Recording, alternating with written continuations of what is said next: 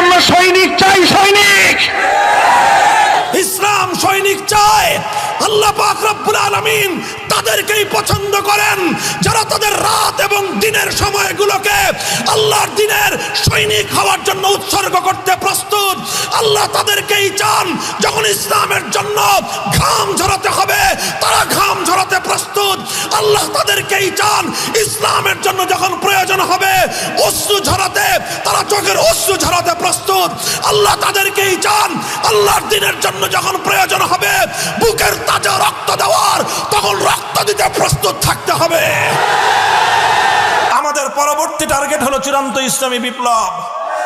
এরপরের বিপ্লব হবে আল্লাহর জমিনে কোরআনী রাজ কায়েম করার বিপ্লব। বাংলার প্রতিটি জনপদে, প্রতিটি পাড়ায় পাড়ায়, প্রত্যেকটি মহল্লায় কোরআনের বিপ্লব তৈরি করার জন্য যুব সমাজ আল্লাহর কোরআনের সৈনিক হিসেবে নিজেদেরকে প্রস্তুত করো।